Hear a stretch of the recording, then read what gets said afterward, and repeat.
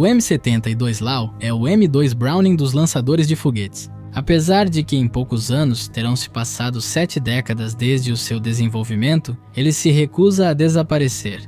Na verdade, não existe um substituto direto nem de longe. Prevê-se o seu desaparecimento nas próximas décadas e o seu serviço está previsto para durar até mesmo 2050. Mas por que uma arma descartável e que certamente tem um poder de fogo reduzido em comparação com armas mais modernas do seu tipo ainda continua em serviço? Porque fracassou completamente no Vietnã e, apesar disso, por que os Estados Unidos ainda os fabricam aos milhões? Neste vídeo, vamos analisar a situação atual do M72 Law e o motivo de sua extrema longevidade. Então fique à vontade e seja bem-vindo ao Guns Club.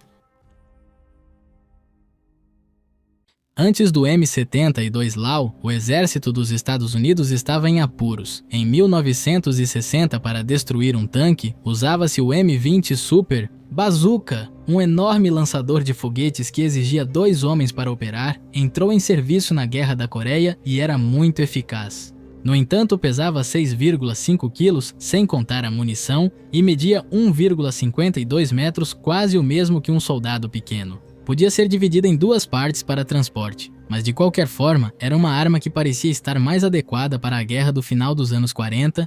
Em 1959, em Redstone, Arsenal, Alabama, uma equipe de trabalho liderada por Hess Eastern e representantes da artilharia do Exército dos Estados Unidos começaram a trabalhar.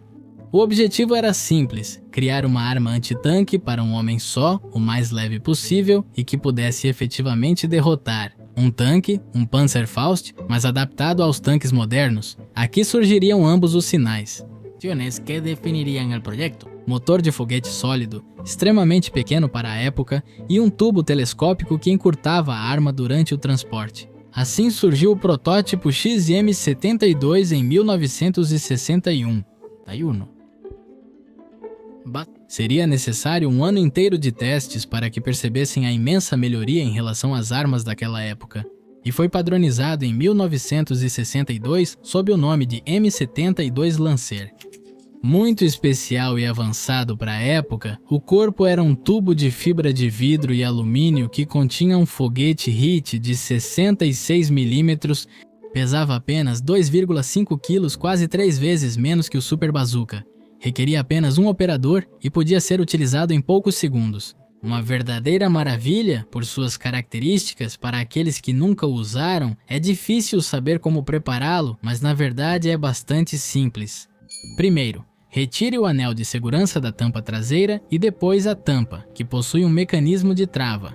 Ela deve ser totalmente removida. Finalmente, estende-se até ouvir um clique. Grita-se para trás para que os companheiros que estão atrás saiam do caminho. O clarão de um M72 pode chegar a 15 metros, por isso é melhor que ninguém esteja atrás.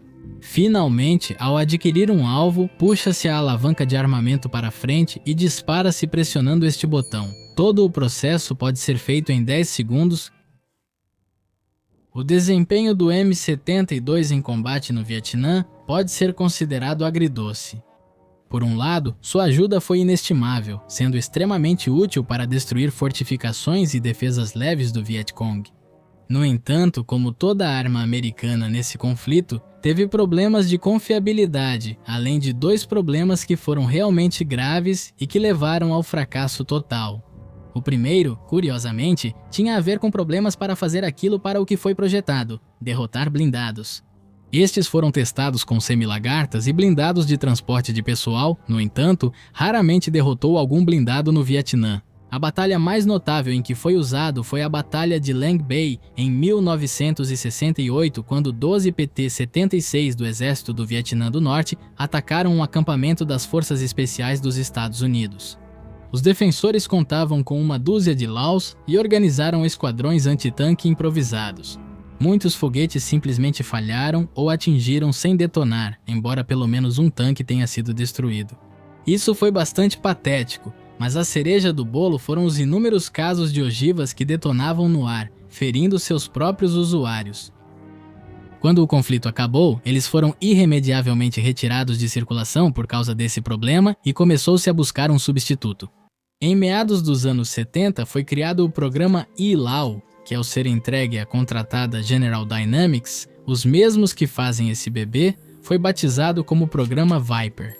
Mas o exército ficou meio louco com essa nova arma, eles queriam um nível de melhoria parecido com o que viram do Super Bazooka para o M70 e 2LAW, e criou exigências muito malucas, como que deveria ser tão barato quanto uma granada para que os soldados pudessem carregar essas novas armas no lugar das granadas. Depois disso, foi aberta toda uma investigação contra a General Dynamics, já que eles prometeram que produzir um Viper custaria $79 quando chegasse à produção em massa, algo que realmente não era sustentável. E finalmente, entre idas e vindas, e ao que parece, um estranho boicote dos políticos que levou à redução do orçamento em 68%, o Viper não pôde ser a arma que o exército queria. No final, em 1983, foi realizada uma competição entre o inovador AT-4 sueco e uma versão melhorada do M70 e 2LAW que vimos no Vietnã, o E4. Naquele momento, o exército queria uma arma antitanque imediatamente, e o AT-4 venceu o LAW E4 porque teve uma taxa de acerto melhor. Por isso, no final dos anos 80, o AT-4 era a nova arma antitanque do exército dos Estados Unidos. Embora, na verdade, o MSLAW continuou em serviço por tempo indeterminado, já que a Força Aérea ainda continuava comprando-os e o Exército também tinha um estoque gigantesco dele. Por isso, na Guerra do Golfo e nas operações subsequentes no Iraque e no Afeganistão, curiosamente, ambas as armas foram usadas. E, no final, as versões finais do M72 acabaram sendo melhores que o AT-4, fazendo com que atualmente quase o M70 e 2LAW conseguiu destronar o AT-4, apesar do que aconteceu no Iraque e no Afeganistão, para que o M70 e 2LAW ganhasse tanta vantagem sobre o AT-4. Nesses conflitos, a infantaria não precisou enfrentar blindados modernos, então um bom disparo do M70 e 2LAW era suficiente para neutralizar um tanque antigo. Comuns entre os exércitos em confronto, na verdade, o mais comum era enfrentar picapes Toyota adaptadas ou veículos com blindagem fraca. O AT-4 tinha maior poder antitanque, mas o M72 era suficiente.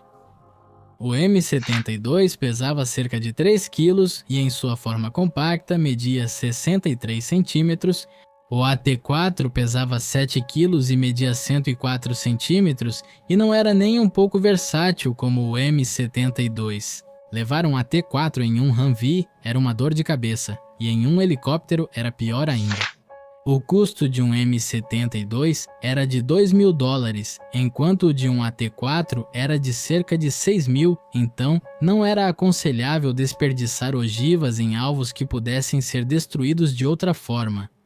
Embora o AT-4 fosse melhor, o custo, o M70 e 2LAW acabou se tornando mais do que uma arma antitanque. Nesses conflitos, ele cumpriu o papel que antigamente era do M79, um lançador de granadas de longo alcance, só que nesse caso, lançava foguetes. No Iraque, teve um sucesso brutal, sendo extremamente eficaz em combate urbano. Nas montanhas do Afeganistão, os soldados preferiam o M70 e 2LAW, já que podiam carregar dois e ainda assim ficavam mais leves do que levando apenas um AT-4. Entre 2005 e 2010, o Corpo de Fuzileiros Navais dos Estados Unidos adquiriu cerca de 25.000 M72 LAW A7. E em 2010, o Exército dos Estados Unidos começou a usar novamente, de forma padronizada, o sistema M70 e 2LAW A7. Os fuzileiros navais têm solicitado regularmente o M72 desde então, assim como o Exército. E hoje em dia existem versões muito melhores, destinadas especificamente a destruir infraestrutura, como veículos blindados, como o M70 e 2A8 ou o M70 e 2A10.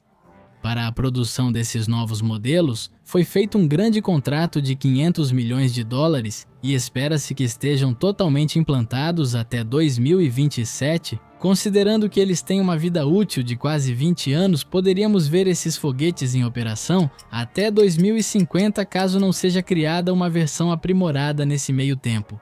Por isso, o M70 e 2LAW será uma ferramenta inestimável por muito mais tempo do que imaginávamos. Por que os MP40 foram usados no Vietnã?